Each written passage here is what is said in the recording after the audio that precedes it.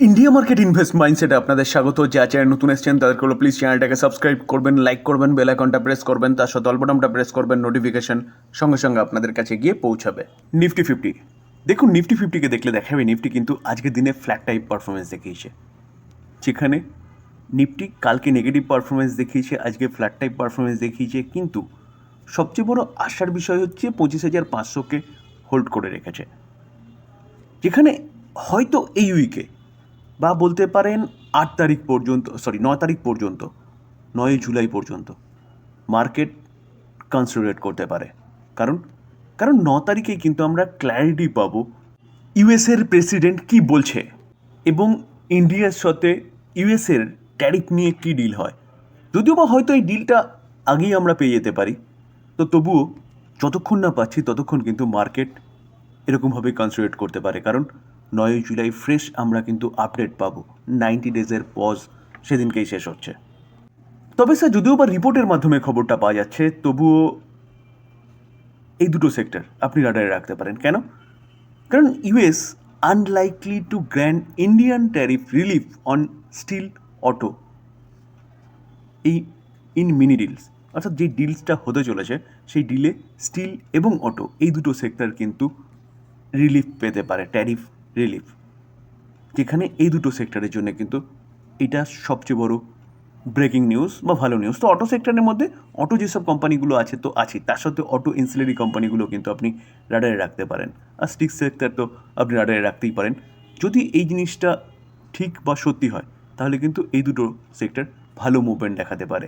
কেন বলছি এই কথা? কারণ এই যে নিউজটা পাওয়া যাচ্ছে না, এটা রিপোর্টের মাধ্যমে পাওয়া যাচ্ছে, এখনও কোনো ফাইনাল নিউজ বেরোয়নি, যেটা আজকের দিনে এই রিপোর্টের মাধ্যমে নিউজটা বেরিয়েছে। দেখুন দেখলে দেখা যাবে, বলছে which the two side are negotiating a person in the know of the development said Jio financial service. তো জিও ফাইন্যান্সিয়াল সার্ভিস কোম্পানিটা কাজ কী করে, কি নিউজ পাওয়া যাচ্ছে, কয়দিন পর পর আলোচনা করেছি এবং একের পর এক ভালো নিউজ কিন্তু পাওয়া যাচ্ছে, সেগুলো নিয়ে আর ঘাটলাম না। জাস্ট মোটামুটিভাবে বলে দিই যে কোম্পানিটা ব্রোকিং হাউসের বিজনেস, কোম্পানিটা মিউচুয়াল ফান্ডের বিজনেস এবং কোম্পানিটা এসবিআইয়ের কাছে যে স্টেক ছিল এই কোম্পানিটা জিও ফাইন্যান্সিয়াল সার্ভিস, সেই স্টেকটাকে অ্যাকোয়ার করেছে, যেখানে বিজনেস কিন্তু সেটা প্রায় হয়ে গেছে। এখন অনলি ফর শুধু ইন্স্যুরেন্স বিজনেসের লাইসেন্স পাওয়ার বাকি রয়েছে। তো লাইসেন্স সব পেয়ে গেছে, কোম্পানি সেভাবে সেট আপ শুরু করে দিয়েছে এবং প্রতিদিন বেসিস কিন্তু একটা ভালো নিউজ পাওয়া যাচ্ছে, যার জন্য কোম্পানিটা কিন্তু ভালো মুভমেন্ট দেখাচ্ছে, যেখানে বিজনেস জাস্ট স্টার্ট হয়েছে। তো রেভিনিউ প্রফিটেবিলিটি সামনের দিনে কিন্তু ব্যাপক দেখাবে এবং দেখানোর সাথে সাথে অবভিয়াসলি কোম্পানিও ভালো মুভমেন্ট দেখাতে পারে। দেখুন এই আর্টিকেল দেখলে দেখা যাবে জিও ফাইন্যান্সিয়াল সার্ভিস কী করেছে ব্ল্যাক রকের সাথে, অবভিয়াসলি ব্রোকিং হাউসের বিজনেস এবং মিউচুয়াল ফান্ডের বিজনেস ব্ল্যাক রক এই কোম্পানিটার সাথে 50-50% পার্টনারশিপে চলছে, যেখানে এই ফান্ডটা নিউ ডেপথ ফান্ড লঞ্চ করতে চলেছে, যেখানে দেখলে দেখাবে লাস্ট 5 দিনে কিন্তু একের পর এক ভালো নিউজ পাওয়ার পরে কোম্পানিটা 9% ভালো মুভমেন্ট দেখিয়েছে। আর ব্রোকিং হাউসের বিজনেসের অ্যাপ্রুভাল পেয়ে গেছে, তো অফিসিয়ালি যখনই তারা আপডেট দেবে এই কোম্পানিটা কিন্তু ধামাকা করবে বলতে পারেন। এনটিপিসি গ্রিন এনার্জি, যেটা এনটিপিসি লিমিটেডের সাবসিডারি। তো এনটিপিসি গ্রিন এনার্জি এই কোম্পানিটা অনলি ফর রিনিউয়েবল এনার্জি সেগমেন্টে কাজ করে, যেখানে এনটিপিসি পুরো পাওয়ার সেগমেন্টে কাজ করে।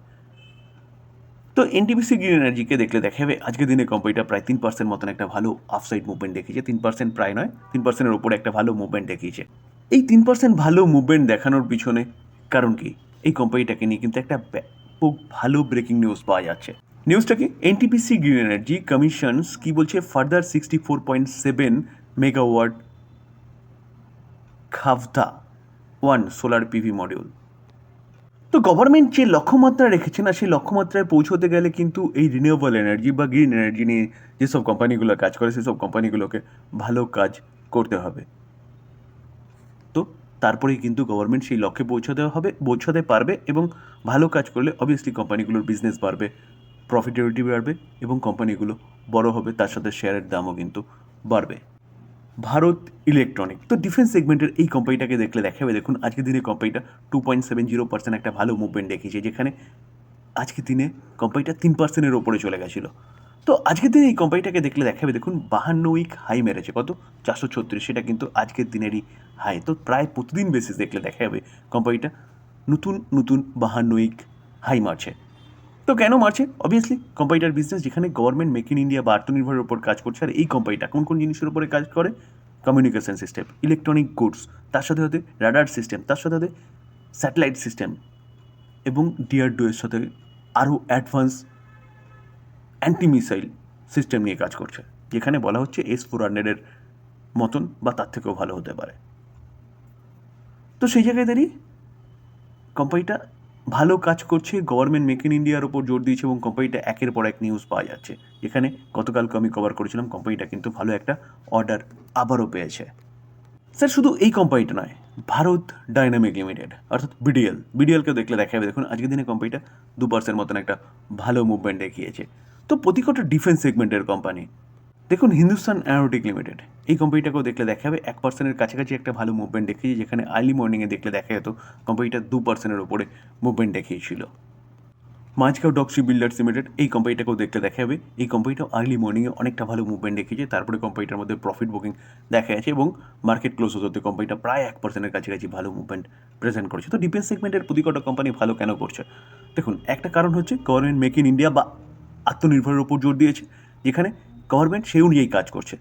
এবং তার পাশাপাশি বেশ 4-5 দিন আগে কিন্তু একটা নিউজ আমি কভার করেছিলাম আপনাদের সাথে, যেখানে 25 জুনের কথা, যে 25 জুনের ন্যাটো মানে ন্যাটো মেম্বার যে দেশগুলো আছে তারা কি করেছে, তারা বলেছে যে 2% থেকে তাদের জিডিপির 2% থেকে ডিফেন্স বাজেট 5% পর্যন্ত নিয়ে যাবে। এটা কদিন পর্যন্ত চলবে? 2035 পর্যন্ত। কারণ কারণ আমেরিকা, যে ন্যাটো দেশের মেন শক্তিশালী মেম্বার, তারা জানিয়ে দিয়েছে যে প্রতিকটা দেশকে ডিফেন্সকে আরও মজবুত করার জন্য কিন্তু ডিফেন্সের বাজেট বাড়াতে হবে। শুধু অনলি ফর আমেরিকার ওপর মানে ভরসা করলে হবে না, এটা কিন্তু ট্রাম্প জানিয়ে দিয়েছে। তো বর্তমানে রাশিয়ার যে এগ্রেসিভলি ইউরোপের প্রতি যে একটা মনোভাব দেখা যাচ্ছে, রাশিয়ার প্রেসিডেন্ট পুতিনের, তো সেই জায়গায় দাঁড়িয়ে ন্যাটো এখন কিন্তু নড়ে চড়ে বসেছে এবং ডিফেন্স বাজেট বাড়াচ্ছে। আগে 2% ছিল জিডিপির, অনলি ফর সেটা 5% করতে চলেছে। তো এক্সপেকটেশন এটাই থাকবে যে ভারত যেহেতু ডিফেন্সের দিক দিয়ে, ডিফেন্সের ম্যানুফ্যাকচারিংয়ের দিক দিয়ে একটা ভালো জায়গায় গিয়ে দাঁড়াচ্ছে, তো ভারতের এক্সপোর্টও কিন্তু বাড়তে পারে। তো স্যার এটাও কিন্তু কারণ ডিফেন্স সেগমেন্টের কোম্পানিগুলোর ভালো মুভমেন্ট দেখানোর পিছনে। একে তো গভর্নমেন্ট মেক ইন ইন্ডিয়া বা আত্মনির্ভরের কথা বলছে, নিজের দেশের যেসব ইকুইপমেন্টের দরকার সেগুলো নিজের দেশে তৈরি করার কথা বলছে এবং এক্সপোর্টকে কমিয়ে দিয়েছে। তার পাশাপাশি ভারত দেখছে যে ন্যাটো দেশের মধ্যে, আমি এক্সপোর্ট বললাম মনে হয়, ইম্পোর্টকে কমিয়ে দিয়েছে। তো তার পাশাপাশি এক্সপোর্টের ওপর জোর দিয়েছে, কারণ ন্যাটো তার ডিফেন্স বাজেট বাড়াচ্ছে। স্যার ডিসক্লেমার দিয়ে রাখি, এই ভিডিওতে যেসব কোম্পানিগুলো নিয়ে আলোচনা করলাম সেসব কোম্পানিগুলোর সম্বন্ধে নিউজ পাওয়া যাচ্ছে, তাই সেটা আপনাদের সামনে তুলে ধরার চেষ্টা করলাম মাত্র। তো এটাকে কেউ বাই রেকমেন্ডেশন হিসেবে নেবেন না। বাই করার আগে নিজে ভালো মতন অ্যানালাইসিস করবেন, তারপরে বাই করবেন, বা আপনার ফাইন্যান্সিয়াল অ্যাডভাইজারের সাথে কথা বলে নিয়ে তারপর বাই করবেন। থ্যাংক ইউ, ভালো থাকবেন।